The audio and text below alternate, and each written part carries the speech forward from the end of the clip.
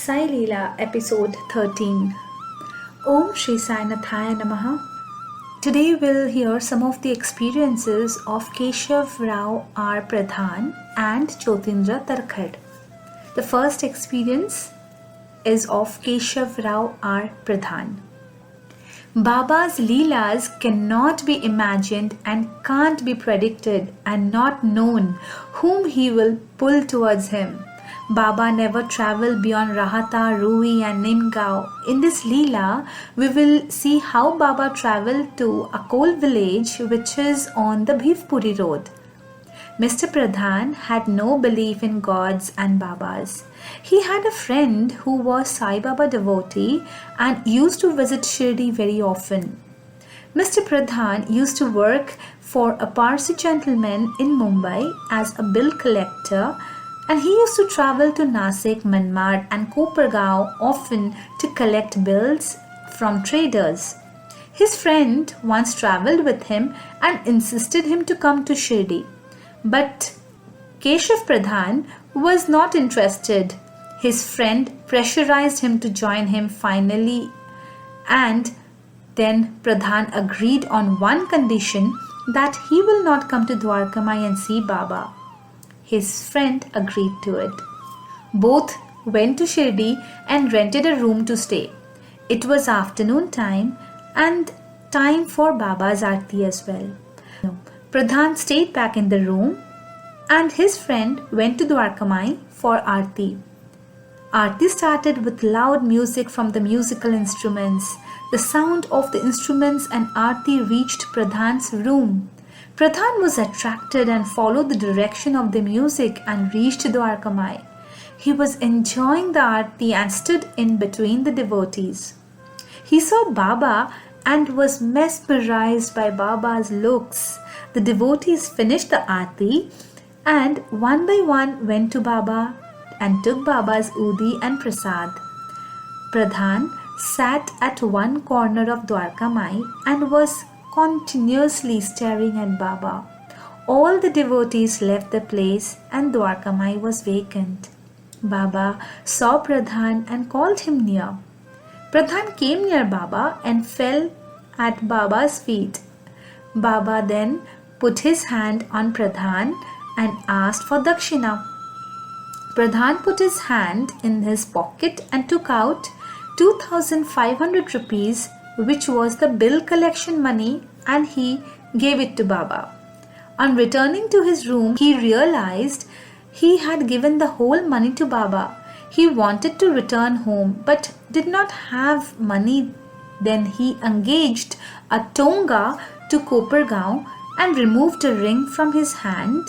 It was a gold ring, and he gave it to the driver and told him to sell it and take the money. At the time, a well-dressed gentleman came there and paid the money for the tonga and purchased ticket till Mumbai. He made Pradhan to board the train and made arrangements for his safe and comfortable journey. Pradhan tried to locate the person in the station, but that person disappeared. Pradhan reached Mumbai and was worried on the money which was supposed to be given to his boss, as it was a collection money. He decided to tell his boss that he was sick and wanted some leave. His boss agreed and told him to take rest and report to duty once he's well and not to worry on the money. After some days, his boss told him that the amount was paid in double by the dealers, hence he need not pay anything to him. Then Pradhan understood the Leela of Baba and became a very staunch devotee of Baba. He always insisted Baba to come to Bhivpur. In the year 1916, when Pradhan went to Shirdi, Baba gave him a small idol. It was Baba's idol, and he told him to go back and build a temple at Bhivpuri and not to come back to Shirdi anymore, since Bhivpur will be his Shirdi. But Pradhan did not listen to Baba. He once again went to Shirdi and met Baba. Baba was annoyed. he strictly told Pradhan to build the temple and celebrate all festival there only, and that place will be his Shirdi, and that he should not come back. Pradhan then had built a small temple near his house and installed the idol given by Baba with all the rituals and began to perform aartis and nadan and celebrated all festivals. There was a peepal tree, huge, and this old peepal tree in the right corner as well of the temple. Mr. Pradhan's house was in front of the temple. One midnight, Pradhan heard a sound from the temple as if someone was opening the doors of the temple. He and his relatives went to see who was that. All of them were surprised to see Baba entering the temple and locked the door. The doors opened at 3 a.m. in the morning and Baba left the place. Pradhan passed away in 1939. Before this, Pradhan has handed over the temple to his son-in-law, Mr. A.B. Gupta, who was also a Baba devotee. Very soon, the temple became famous and devotees from far places started to come. Since the crowd was increasing, it was decided to expand the temple premises, for which money was required. The construction stopped for want of funds. Narayan Pandit decided to do Sri Sai Satcharita Parayan as a solution and on the fourth day of the Parayan, Baba came in his dream and said, "Where is my dhuni? When my dhuni is not here, how can it be my Shirdi?" It is said, when Baba permits to carry out some work, he sees to it that the work is completed without any delay. By the grace of Baba, a dhuni was installed by Mr. A.R. Walwarkar. He was a grandson of Mr. Hemat Pant. The expenses for the construction of dhuni was done by Mr. Kumar Sen Samarth, and the construction work was also completed soon. All Baba devotees are kindly requested to visit this place and have the divine darshan of Baba there. The next Leela is of the experiences of Turkhad family. It's about the frightful sight of goddess Mari Ai. Dear Sai devotees, we are passing through the 21st century and hence I have a humble request to make to all of you to believe in this divine experience of Jyotindra Tarkhad, which I will be narrating to you shortly. Those who have read Sri Sai Satcharita would know that once there was an epidemic of cholera in Shirdi. Village people believed that you have to pray to goddess Mari Ai when such an epidemic is widespread in order to keep the deaths under control. Of course, in those days, the medical aids were not forthcoming and advanced like today, and epidemics were a common phenomenon in Indian villages. Also, the communication system was not that developed, and as a result of which, when Jyotindra Tarkhad reached Shirdi, he was not aware that there was a cholera epidemic in Shirdi. Of course, he had by then developed great faith in Baba, and he knew that Baba will take care of him, and as such, if it is too dangerous to stay, then Baba would instantly direct him to return to Mumbai. Jyotindra Tarkhad therefore was unafraid and performed his rituals as usual. In the next 2 to 3 days, he experienced that the death toll was on the increase and cholera was increasing into menacing proportion in the villages around Shirdi. He was internally frightened. One evening, as per his ritual, he lighted the Petromax lamp and was placing them in Dwarkamai. No sooner had he climbed the steps where Baba used to normally sit in the front of his dhuni, Baba got suddenly angry on him. He started abusing him. This was a new experience for Jyotindra. Baba's anger was reaching highest peak. In rage, Baba told Jyotindra Tarkhad that he will cut him into 7 pieces and bury him in the masjid. Jyotindra Tarkhad was very scared. He fell at Baba's feet and started pleading to be pardoned because he thought he might have inadvertently made some mistake which was the reason for Baba's anger. Then, in the same mood, Baba ordered him to sit there and press his legs. Jyotindra Tarkhad instantly obeyed his orders and was seated at his feet pressing his legs.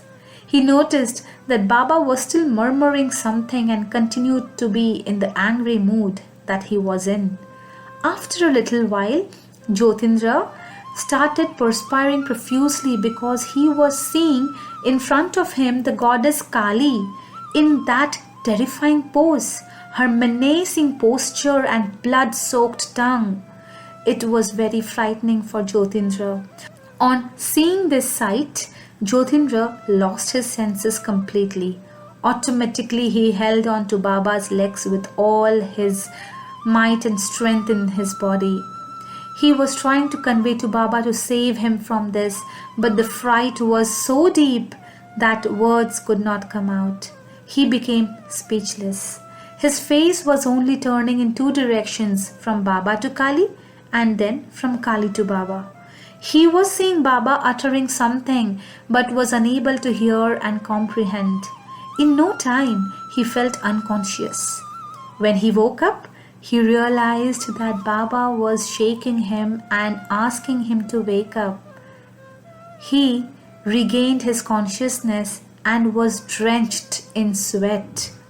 Baba was telling him that, "Hey Bhau, I told you to press my legs, but you are holding them so tight that your nails are hurting me." Jyotindra Tarkhad was very thirsty and he asked for some water. Baba then gave him some water from the earthen pot, which is Baba's kolamba, which he used to keep there in Dwarkamai. Jyotindra drank the water and he reached the NTP, which is called normal temperature and pressure condition. He instantly told Baba not to show him such dreadful sights again because he did not have the strength to withstand them. He told him that for the next 4 days he may not be able to gulp even food and he would have to rethink whether he should come to Shiridi or not. Then Baba asked him, "Hey Bhau, please tell me what exactly did you see?" Then Jyotindra Tarkhad narrated the whole incident, which was still a fresh incident in his memory. He asked Baba that, "You were murmuring something with that dreadful person, but I could not hear anything as I fell unconscious." Baba replied, "Hey Bhau, that dreadful person you are referring to was none other than Maria. She was asking for your soul and I was declining. She was refusing to go away. Then I told her, 'You may take 5 more people, but I will not let you take my Bhau.' Finally, she gave up and left Dwarkamai." Baba went on to say, "Bhau, please remember, I do not bring you to Shirdi to die, and when you are at my feet, nobody can snatch you away from me." For Jyotindra Tarkhad, it was like he had taken a rebirth. He fell at Baba's feet immediately and once again pleaded not to show such dreadful sights as it is beyond his ability to withstand. Whenever Jyotindra Tarkhad used to narrate this incident to Virendra Tarkhad, he used to say that very remembrance of that sight would give him a sleepless night. Dear Sai devotees, after going through this episode, I am sure many of you may have some doubts and would like to seek some clarification, but as said in the beginning, please believe it. Shirdi Saibaba was nothing but the Lord incarnation of the Tattriya, and therefore he possessed all those supernatural powers which, when required, he utilized to save his devotee. I am sure there must be an ample number of people who must have undergone such life-saving experiences. Baba used to declare that it is his ardent duty to protect his devotee from any evil effects. he told Jyotirindra, how after my bodily departure from Shiridi, people will come like ants to Shiridi. And please remember, I do not utter any lies while speaking from this Dwarkamai.